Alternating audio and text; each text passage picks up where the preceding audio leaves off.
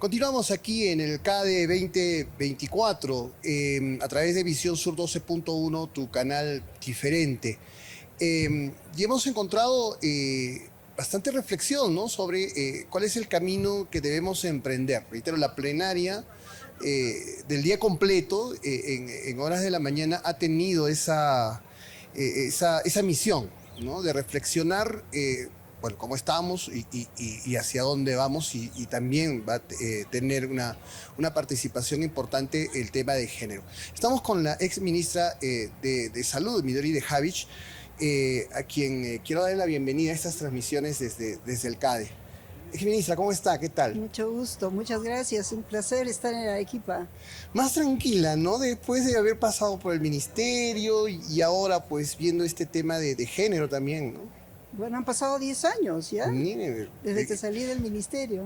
Claro, estuvo ya en el CADE anterior. Yo estuve en el CADE inmediatamente después de salir del ministerio, que fue el 14. Claro, el 14, porque Arequipa no tiene CADE más de 10 años. O sea, por eso Así hacía la es, eso fue en referencia. Paracas. Claro, se fue a Paracas, se lo llevaron a Paracas.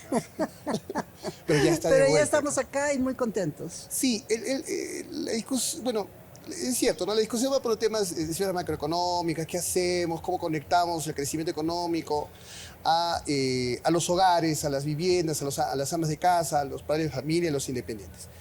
Pero también hay un tema de género. ¿Qué hacemos? ¿Cómo va el impulso de la lucha que tenemos en función a revalorar el género en un sector tan competitivo como es el empresarial?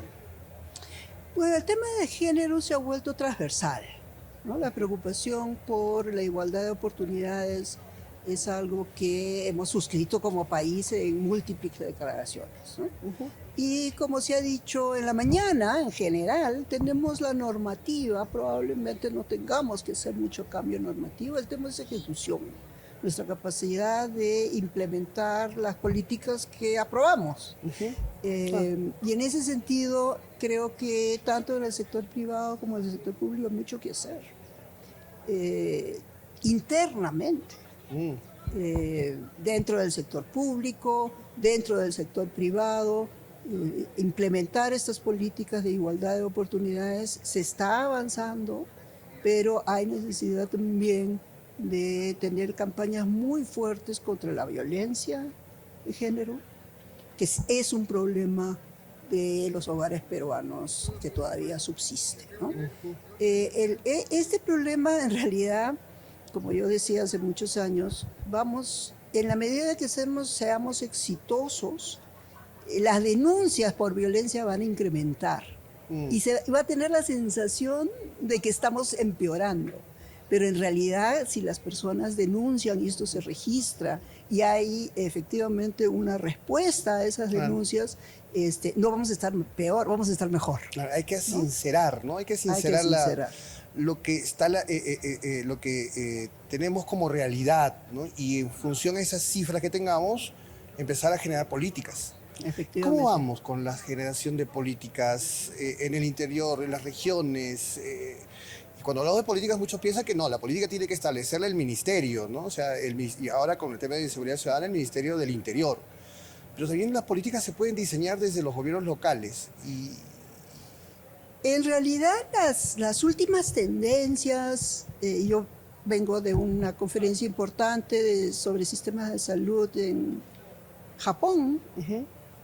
Justo llegué ayer. Ah, mire. Y lo que se ve en general es que las políticas ya no solamente se consideran responsabilidad de las entidades públicas.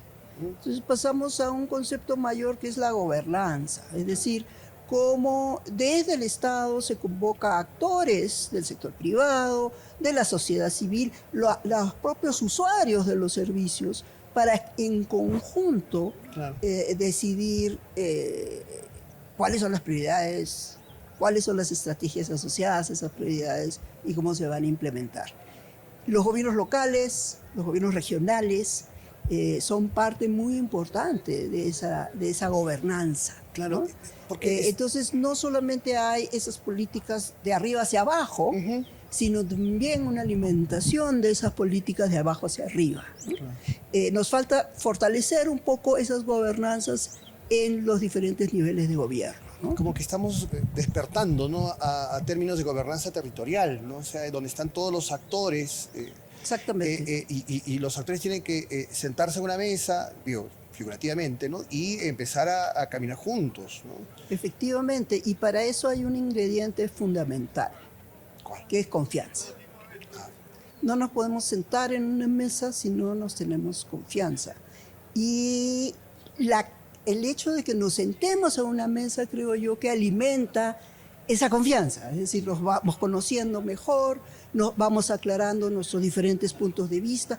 No significa que todos vamos a pensar igual, pero solo sentándonos y conociéndonos vamos a poder establecer esa base de confianza sin la cual es imposible que haya una buena gobernanza, ¿no? Porque estamos en esa... Y hay mucha desconfianza. Sí, eso justo Hay le iba a mucha decir. desconfianza. Hay desconfianza El del Perú se ha sector convertido en un público país... hacia el sector privado, hay desconfianza del sector privado hacia el público, hay desconfianza hacia la sociedad civil, la sociedad civil desconfía del Estado.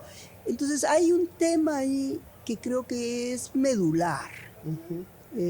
Antes de pensar en qué políticas vamos a aplicar, tal vez valga la pena innovar en estos mecanismos de gobernanza que nos permita generar, como digo, una base mínima de confianza, ¿no? Para poder trabajar en conjunto. Claro, y reitero, así como estábamos escuchando en la mañana, ¿no? Cómo mejorar el crecimiento económico. Habría que reflexionar sobre este asunto de la confianza, ¿no? Cómo recobrar la confianza del ciudadano, del peruano, en su país, en su estado, en sus instituciones y en su gente. Así es, así es. Y hemos sufrido en los últimos años.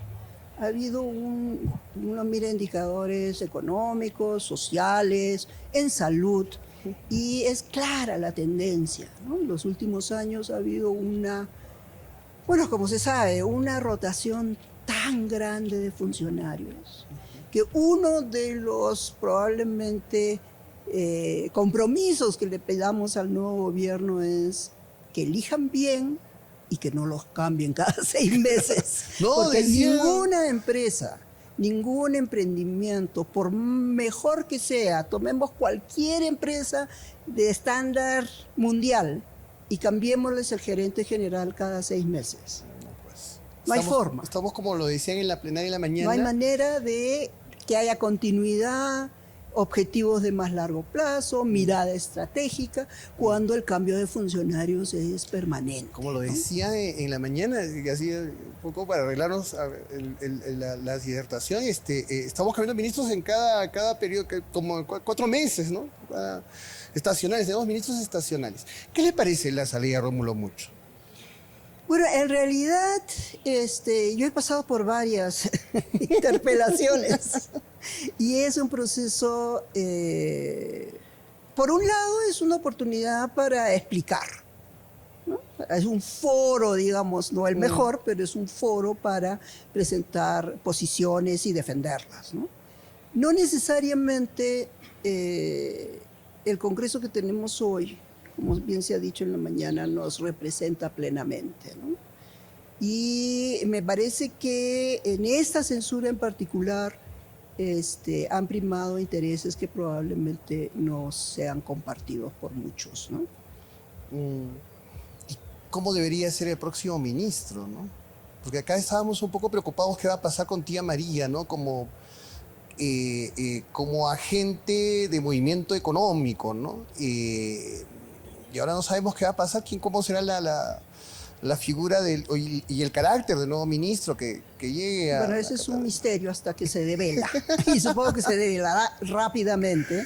En estos días, en pocas horas, probablemente sepamos quién es el ministro y esperamos que sea una persona que comprenda que la minería tiene un lugar importante en el Perú. Hay que buscar las condiciones para que esa minería sea sostenible, responsable, socialmente responsable, pero el Perú tiene una inmensa riqueza de la cual no podemos dejar de disfrutar todos los peruanos. En el caso de salud, cuando hemos visto crecimiento económico sostenido, hemos visto que los indicadores sociales han mejorado enormemente, porque las condiciones del hogar mejoran, los Claro. ingresos, las posibilidades de alimentación, en fin. Entonces hay una relación muy estrecha entre economía y salud. Sí, pues, ¿Qué mejor prueba que el COVID? claro. Cuando el COVID afectó al mundo, tuvo un impacto muy fuerte sobre la economía. Entonces esa lección tenemos que aprenderla, ¿no? Y el Banco Mundial incluso invierte en acceso al agua potable como estrategia de salida de la pobreza, el estatus de extremo pobre a pobre, ¿no? Y se espera que mejore la salud de los ciudadanos que no tienen acceso al agua potable y no existe un bache en el proceso productivo. ¿Ese es el camino? El camino, yo sí creo que el camino es, estoy hablando de lo social en particular, romper un poco las barreras entre sectores, digamos. Hay una enorme sinergia que se puede generar efectivamente haciendo políticas territoriales que vinculen acceso a agua, a desagüe, educación, salud. Esta mirada sectorial fragmentada es algo que tenemos que cambiar radicalmente por una mirada de actores en el territorio, que enfrentan juntos problemas complejos y que se relacionan.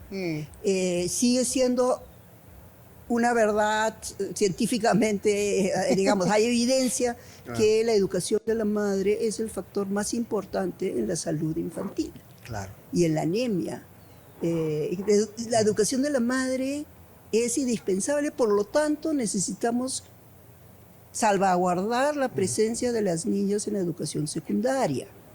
Se nos van las niñas en la educación secundaria. Mira. Y ese es un punto muy importante, porque mantener a las mujeres completando la secundaria, evitando el embarazo adolescente, que además las aleja de la educación. Entonces, esa es la idea. Creo que la idea es esta mirada territorial y no sectorial. Midori, muchísimas gracias por darnos estos minutos y esta conversación. Esperamos que no se vaya a Japón, pues venga a Arequipa. Estamos más cerca. Aquí estoy muy contenta de estar en Arequipa. Midori, muchísimas gracias. Muchas gracias, un placer. Seguimos aquí en el KD 2024.